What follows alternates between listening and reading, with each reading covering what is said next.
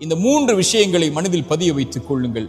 முதலாவது, நடக்க இருக்கின்ற எல்லாம் இறைவனுடைய புறத்திலிருந்து தான் நடக்கிறது என்ற அடிப்படையை இறைவன் கூறுகிறான். ஒரு மனிதன் சோதிக்கப்பட்டால் அவன் சொல்லுவான், அவன் இறை நம்பிக்கை உள்ளவன், அவன் சொல்லுவான் பொறுமையோடு, இன்னா லில்லாஹி வ இன்னா இலைஹி ராஜிஊன், இன்னா லில்லாஹ், எல்லாம் அல்லாஹ்வின் புறத்திலிருந்து தான் வருகிறது, அவனை நோக்கி தான் நான் செல்ல இருக்கிறேன் என்று சொல்லுவான். இறைத்தூதர் சொன்னார்கள், இந்த வார்த்தையை சோதனையில் பொறுமையோடு சொல்பவனுக்கு அவன் இழந்ததை விட இறைவன் சிறந்ததை கொடுப்பான்.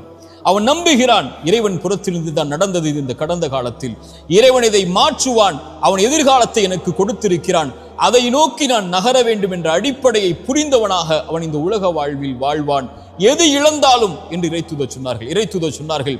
ஒரு மனிதனுடைய குழந்தையுடைய உயிரை கைப்பற்றுவான் இறைவன். கைப்பற்றக்கூடிய மலக்கிடத்திலே, அந்த வானவரிடத்திலே கேட்பான், இந்த அடியானுடைய குழந்தையின் உயிரை கைப்பற்றும் போது அவன் என்ன சொன்னான்? அவன் நேசித்த அந்த குழந்தையுடைய உயிரை கைப்பற்றும் போது அந்த இறையடியான் என்ன சொன்னான்? யா அல்லாஹ், என் நிறைவா, இவன் புகழ்ந்தான் உன்னை, உன்னிடத்திலே திரும்பி வந்து விட்டான், இன்னா லில்லாஹி வ இன்னா இலைஹி ராஜிஊன், யா அல்லாஹ், உன்னை சார்ந்தவன் நான், உன்னிடத்திலே திரும்பி வருகிறேன் என்ற அந்த வார்த்தையை மொழிந்தான். இறைவன் சொல்லுவான், அவனுக்கு சொர்க்கத்திலே ஒரு வீட்டை அமையுங்கள் என்று. இதுதான் இறை நம்பிக்கை கொண்டவனுடைய பண்பு. இறைவனுடைய நாட்டத்தில் நடக்கிறது, இனிமேல் நடப்பது சிறந்ததாக இருக்கும் என்று இறைவனை சார்ந்து வாழ ஆரம்பிப்பான். இரண்டாவது, நன்றியோடு இருங்கள். கடந்த காலத்தில் உங்களுக்கு கஷ்டத்தில் துணை இருந்தவர்களுக்கு, சிரமத்தில் துணை இருந்தவர்களுக்கு, உங்களை கைவிட்ட போது கை கொடுத்து உதவிய நல்லவர்களுக்கு நன்றியோடு இந்த உலக வாழ்வில், எஞ்சி இருக்கக்கூடிய வாழ்விலும் வாழ ஆரம்பியுங்கள். மூன்றாவது, பாவ மன்னிப்பை கேளுங்கள். நீங்கள் இறைவனுக்கு பாவம் செய்தால் இறைவனிடத்திலே மன்னிப்பை பெறலாம். மனிதர்களுக்கு நீங்கள் பாவம் செய்திருந்தால் அவர்களை அணுகி பாவ மன்னிப்பை கேட்டு அந்த பாவத்திலிருந்து விடுபடுங்கள். அவர்கள் மன்னிக்கிறார்கள், அவர்கள் மன்னிக்கவில்லை, உங்களை வெறுத்து வாழ்கிறார்கள், அதற்கு பிறகு உங்களோடு அவர்கள் உறவை துண்டித்து விட்டார்கள், அதுவெல்லாம் உங்களுடைய கணக்கில் அல்ல, இறைவனிடத்தில் ஒப்படைத்து விடுங்கள்.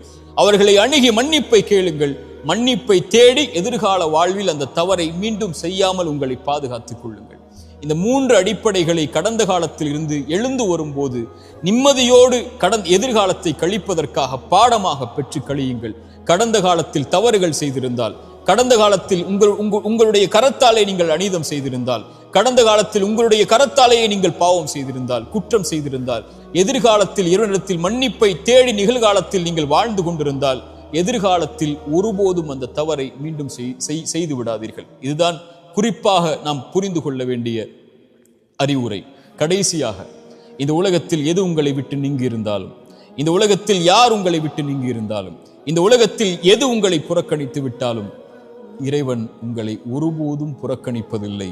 அவன் உங்களோடுதான் உங்களுடைய கடைசி மூச்சு இருக்கும் வரையும் இந்த உலகத்தில் இருப்பான் என்ற அடிப்படையை மனதில் பதிய வைத்துக் கொள்ளுங்கள். கவலைகள் நீங்கும். அகூலு கௌலி ஹாதா அஸ்தகுஃபிருல்லாஹ் லி வ லக்கும். அஸ்ஸலாமு அலைக்கும் வரஹ்மத்துல்லாஹி.